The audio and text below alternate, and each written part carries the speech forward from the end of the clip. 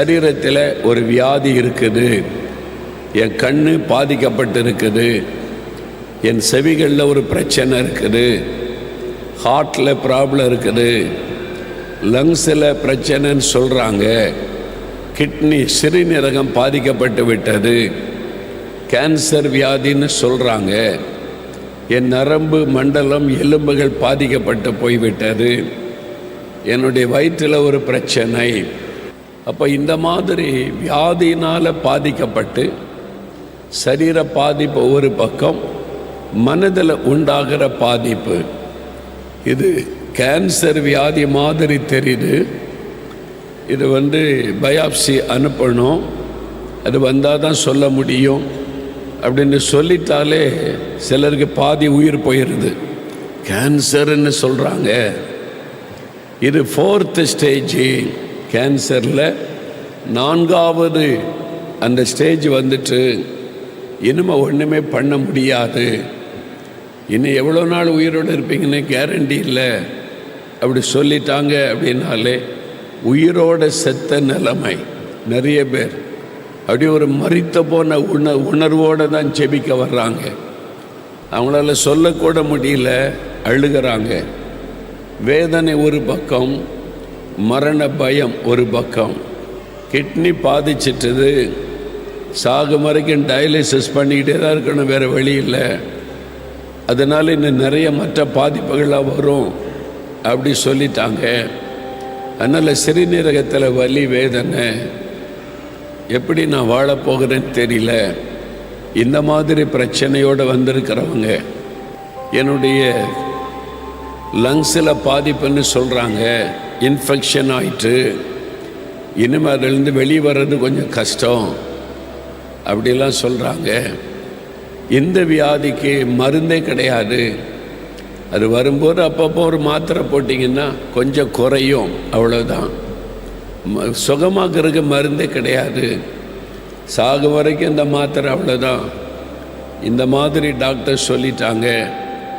சாகு வரைக்கும் இந்த வேதனை தானா அப்படின்ற ஒரு மனதளவில் பாதிப்பு, அதில் வந்திருக்கிறவங்க இருக்கிறீங்க. இந்த மாதிரி வியாதிக்காக அந்த டாக்டர், இந்த டாக்டர், இந்த ஆஸ்பத்திரி, அந்த ஆஸ்பத்திரி, லட்சக்கணக்காக பணம் செலவு பண்ணி கடன் ஒரு பக்கம், வியாதி சுகமாகாத நிலைமை ஒரு பக்கம், என்ன செய்கிறதுன்னு தெரியல. நீங்கள் என்ன வியாதியில் பாதிக்கப்பட்டிருந்தாலும் சரி, மருத்துவர்கள் மருத்துவம் என்ன சொன்னாலும் சரி, உங்களுடைய மரணத்திற்கு நாள் குறிச்சிட்டாலும் சரி, இனிமேல் அவ்வளவுதான் அப்படின்னு சொன்னாலும் சரி, இயேசுவால் உங்களை குணமாக்க முடியும். இயேசுவால் சுகமாக்க முடியாத வியாதி ஒன்றுமில்லை. ஆனால் முதல்ல நீங்கள் சுகத்தை விரும்பணும். ஆண்டவர் 38 வருஷம் வியாதி படுக்கையில் ஒரு மனுஷன் படுத்திருக்கிறான். யோவான் 5ஆம் அதிகாரத்தில் பெதஸ்தா குளத்தின் அருகிலே இயேசு அவனை சந்திக்க போகிறார். அவன்கிட்ட கேட்குறார், நீ சுகமாக வேண்டுமென்று விரும்புகிறாயா? நீ சுகமாக வேண்டுமென்று விரும்புகிறாயா? முதல் ஆண்டவர் கேட்கிறார். அவன் என்ன பதில் சொல்லுகிறான்? என்னை தண்ணியில் கொண்டு போய் விடுறதுக்கு யாருமே இல்லை. I have nobody to help me. இயேசு கேட்கிறார், நீ சுகமாக விரும்புகிறாயா? நீ ஆமாம், நான் சுகம் பெறணும் விரும்புகிறேன்னு சொல்லியிருக்கலாம். அவன் சொல்கிறான், எனக்கு உதவி செய்ய யாருமே இல்லை, 38 வருஷம் வியாதி படுக்கை. அவன் நம்பிக்கை இழந்துட்டான். இதுக்கு மேலே எனக்கு எங்கே சுகம் கிடைக்க போகுது?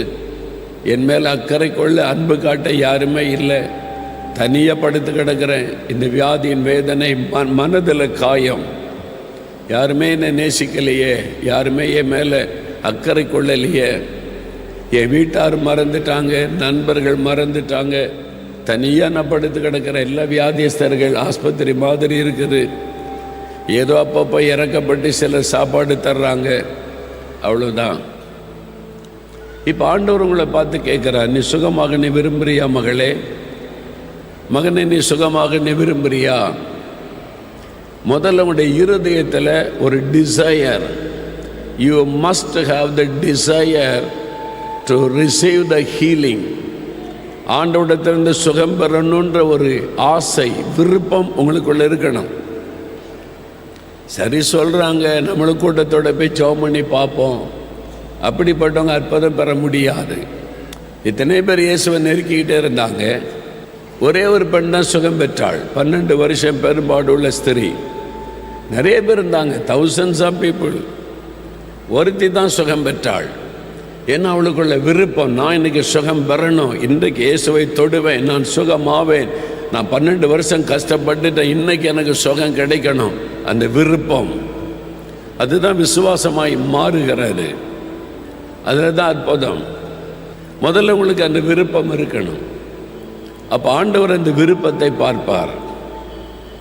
அப்போ இன்றைக்கு நான் சுகமாகணும், இந்த வியாதி என்னை விட்டு போகணும், இதிலிருந்து எனக்கு விடுதலை வேணும் அப்படின்னு விரும்பணும். அது மாத்திரம் இல்லை, நீங்கள் ஆண்டவரிடத்திலிருந்து சுகம் பெறணும்னா ரொம்ப முக்கியம் விசுவாசம், ஃபெய்த். இயேசு என்னை குணமாக்குவார் என்கிற விசுவாசம். நீ விசுவாசித்தால் தேவனுடைய மகிமை காண்பாய். நீ விசுவாசிக்கிறாயா என்று ஆண்டவர் கேட்கிறார். நீ விசுவாசித்தபடி உனக்கு ஆக கடவுது அப்படின்னு சொல்கிறார். அப்புறம் விசுவாசம், அதை நம்ம அடிக்கடி கேட்டுக்கிட்டே இருக்கோம், விசுவாசம் விசுவாசம் என்று சொல்லி. எதை நம்ம விசுவாசிக்கணும்? நான் சுகமாயிருப்பதை ஆண்டவர் விரும்புகிறார். நான் வியாதியிலிருந்து சுகம் பெறுவது தான் தேவ சித்தம். அதை முதலாவது விசுவாசிக்கணும். மத்தேயு 8ஆம் அதிகாரம் முதல் 3 வசனத்தை நீங்கள் வாசிக்கும் போது, ஒரு தொழுநோயினால் பாதிக்கப்பட்ட மனிதன், குஷ்டரோக வியாதியினால் பாதிக்கப்பட்ட மனிதன் இயேசுவண்டை வருகிறான்.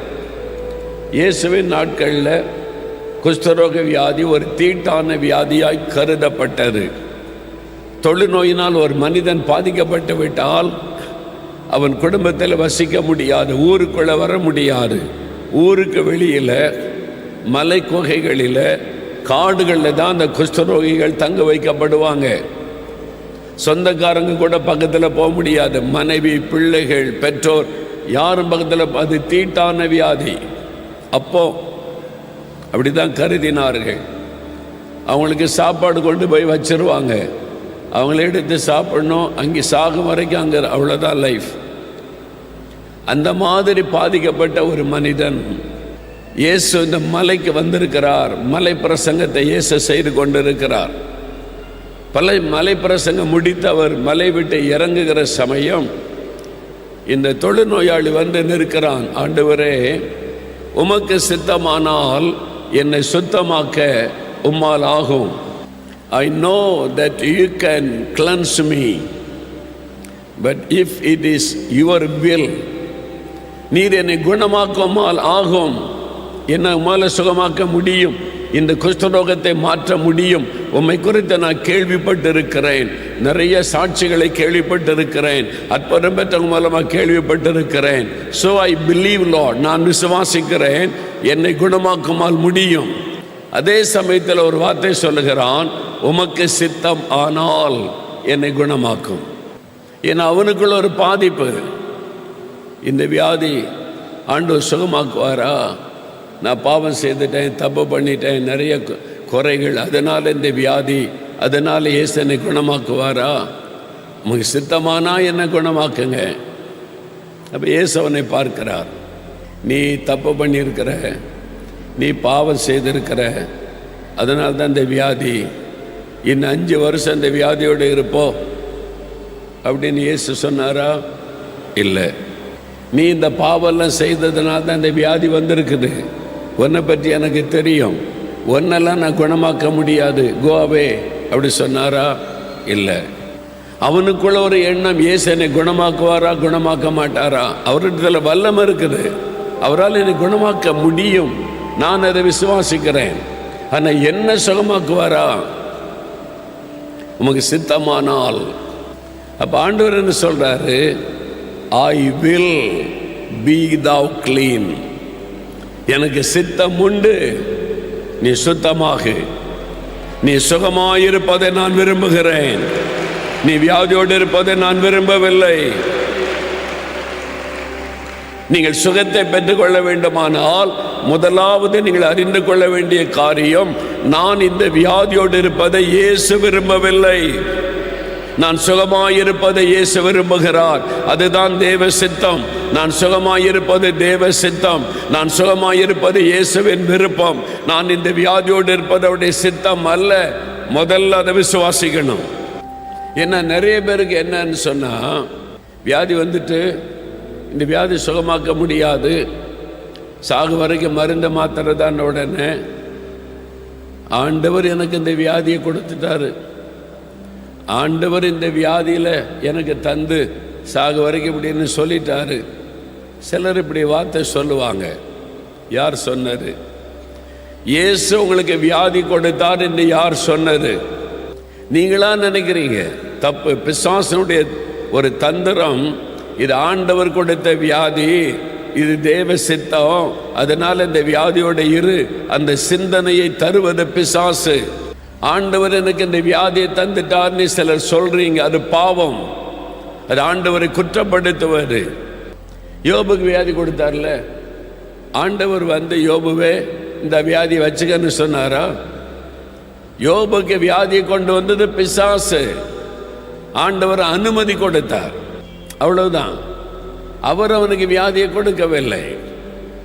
இயேசு இந்த உலகத்தில் உலாவின நாட்களில் வியாதியஸ்தரை குணமாக்கினாரை ஒழிய யாருக்கும் அவர் வியாதியை கொடுக்கவில்லை. முதல்ல அதை விசுவாசிக்கணும். அவருடைய அன்பு, பிள்ளைகள் மேல் அவர் வச்சிருக்கிற அன்பு, நமக்கு நாமே கேட்டை வருவித்துக் கொள்ளுகிறோமே தவிர ஆண்டவர் வியாதியை கொடுப்பது இல்லை. அப்ப ஆண்டவர் வியாதி தந்துட்டான்னு சொல்லுவது பாவம், ஆண்டவரை குற்றப்படுத்துகிற பாவம். அதை விட்டு மனம் திரும்பணும். நான் சுகமாயிருப்பதை இயேசு விரும்புகிறார், இந்த வியாதியோடு இருப்பதை அவர் விரும்பவில்லை. நான் சுகமாயிருப்பதான் தேவ சித்தம். முதல்ல அதை விசுவாசிக்கணும். இன்னைக்கு ஞாபகம் இருக்கிறது, அநேக ஆண்டுகளுக்கு முன்பாக பந்தல்ல திறப்பின் வாசல் ஜபம் நடக்கும்போது இந்த மாதிரி ஒரு செய்தியை மக்களுக்கு பிரசங்கித்தேன். அப்போ தூத்துக்குடியிலிருந்து ஒரு சகோதரி அவங்க ஒரு சாட்சி சொன்னாங்க.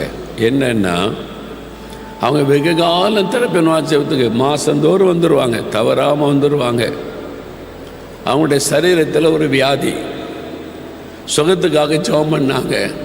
1 மாதம் 2 மாதம் 3 மாதம் சுகமாகலை. சரி, இது ஆண்டவர் கொடுத்திருக்கிற வியாதி, சுகமாகாது அப்படின்னு தீர்மானத்துக்குள்ள அவங்களே வந்துட்டாங்க. அதனால் இந்த வியாதி சுகமாகணும்னு இப்போ ஜெபிக்கிறதே கிடையாது. ஏன்னா அதை ஏற்றுக்கொண்டாங்க, இந்த வியாதி ஆண்டவர் கொடுத்தது, இது சுகமாகாது அப்படின்னு தீர்மானத்துக்குள்ளே வந்துட்டாங்க. இப்போ சுகத்துக்காக ஜெபிக்க மாட்டாங்க, தேசத்துக்காக ஜெபிப்பாங்க, மற்றவங்களுக்கு ஜெபிப்பாங்க, தன் குடும்பத்தில் மற்றவங்களுக்கு ஜெபிப்பாங்க, தன்னுடைய சுகத்துக்காக ஜெபிக்க மாட்டாங்க. ஏன்னா அவனுடைய மைண்டில் என்ன வந்துட்டு, இது ஆண்டவர் கொடுத்த வியாதி, இது சுகமாகாது. ஒரு நாள் இந்த பிரசங்கத்தை கேட்டாங்க. நம்ம வியாதியோடு இருப்பது தேவ சித்தம் அல்ல, ஆண்டவர் யாருக்கும் வியாதியை கொடுப்பதில்லை, பிசாசு தான் வியாதிக்கு பின்னால் இருக்கிறான். அதனால நீங்கள் சுகமாக இருக்க இயேசு விரும்புகிறார். இந்த செய்தி உள்ளத்தை தொட்டது. உடனே அவங்க விசுவாசிக்க ஆரம்பித்தாங்க. ஆண்டவரே, நான் வியாதியோடு இருப்பது உம்முடைய சித்தம் அல்ல, இதுவரைக்கும் நான் அப்படி தப்பாக நினச்சிக்கிட்டு இருந்தேன். ஆண்டவர் தான் வியாதியை தந்திருக்கிறாரு, அதை யாரும் குணமாக்க முடியாதுன்னு நினச்சிட்டேன். நீங்கள் எனக்கு வியாதியை தரலை, பிசாசு தான் பின்னால் இருக்கிறான், நான் சுகமாக இருப்பதை நீங்கள் விரும்புகிறீங்க, நான் அதை விசுவாசிக்கிறேன்னு சொன்னாங்க. அன்றைக்கே சுகத்தை பெற்றுக்கொண்டாங்க. அன்றைக்கே சுகம். தவறான விசுவாசம் நிறைய பேருக்குள்ள. ஆண்டவர் எனக்கு இந்த வியாதியை தந்துட்டாருங்க. யார் சொன்னாங்க? சாத்தான் சொல்லுகிற பொய்யை நம்பாதங்க. ஆண்டவர் உங்களுக்கு வியாதியை தரவில்லை. வியாதி வர பல காரணம் இருக்கு, பிசாசம் மட்டுமல்ல. இயற்கை விதிகளை மீறும் பொழுது நமக்கு வியாதி வரும். கத்திரிக்காயை பச்சையாக சாப்பிடுங்க, வயிற்று வலி வந்துடும். அதனால பிசாசு கொடுத்தான்னு சொல்ல முடியாது.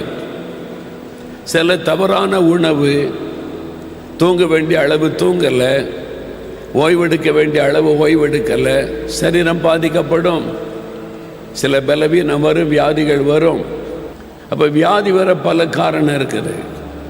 ஆனால் முக்கியமான காரணம் பின்னால் இருக்கிற பிசாசு, பலவீனப்படுத்துகிற ஆவி, நோய்களை கொண்டு வருகிற ஆவி, அவன்தான் காரணம். ஆனால் ஆண்டவர் என்ன விரும்புகிறார்? நீ சுகமாக இருக்கணும், எனக்கு சித்தம் உண்டு, நீ சுகமாகணும். இப்போ இயேசு ஊழியம் செய்த நாட்களில் பாருங்கள், மத்தேயு 4:24 பார்த்தீங்கன்னா, ஜனங்களுக்கு உண்டாயிருந்த சகல நோய்களையும் இயேசு குணமாக்கி கொண்டு வந்தார். ஒருத்தரை பார்த்து கூட நீ வியாதியோடு இரு அப்படின்னு இயேசு சொல்லவே இல்லை, எல்லாரையும் குணமாக்கினார்.